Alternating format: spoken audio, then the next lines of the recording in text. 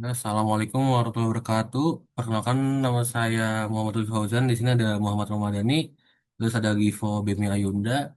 Jadi saya akan membahas tugas asesmen komuterisasi akuntansi. Jadi saya langsung saja ke hasilnya.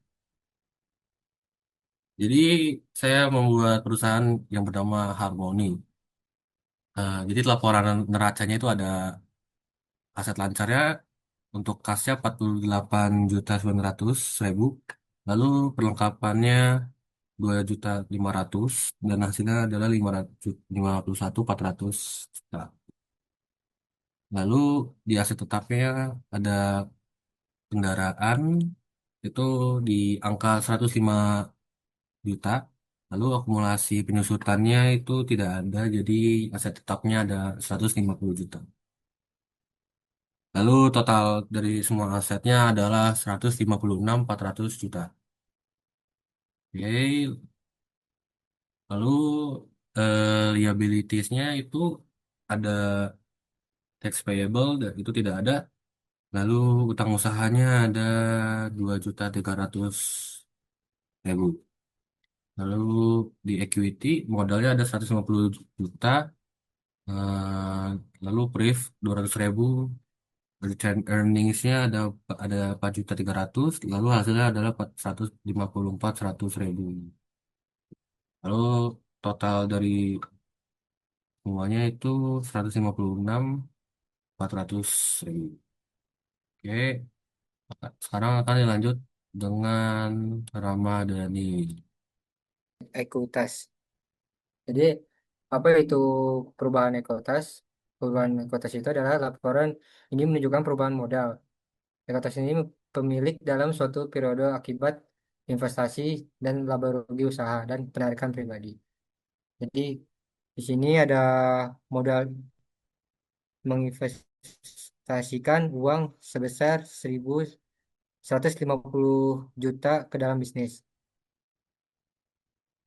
Nah, jadi prime-nya penarikan pribadi itu di sini ada 28 menarik uang 200.000 untuk keperluan keperluan pribadi pemilik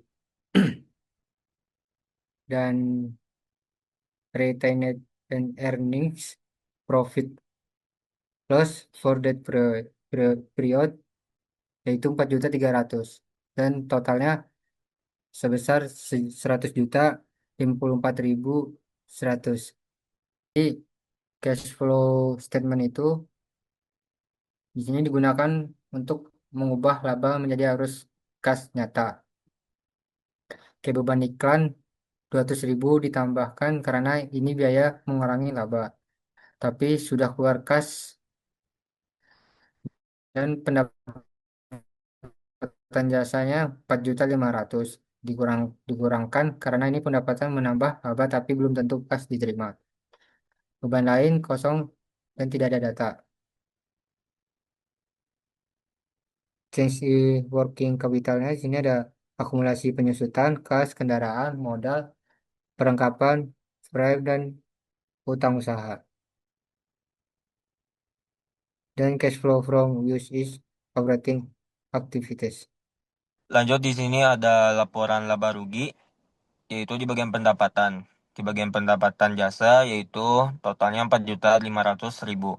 Di penjualan lainnya tidak ada, lalu di pendapatan bunga juga tidak ada. Jadi total pendapatannya itu 4.500.000. Lalu di sini ada les bagian biaya, beban iklan yaitu 200.000.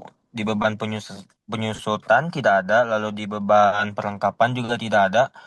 Lalu di beban biaya administrasi bank tidak ada, biaya iklan dan promosi tidak ada, biaya jamuan tamu tidak ada, dan biaya jasa akuntansi tidak ada, biaya jasa notaris tidak ada, biaya kendaraan bermotor tidak ada, biaya listrik tidak ada, biaya perbaikan dan pemeliharaan tidak ada, biaya percetakan dan alat tulis kantor juga tidak ada, biaya sewa tidak ada, biaya sumbangan tidak ada, peralatan komputer tidak ada, telepon juga tidak ada. Jadi total biayanya yaitu 200.000.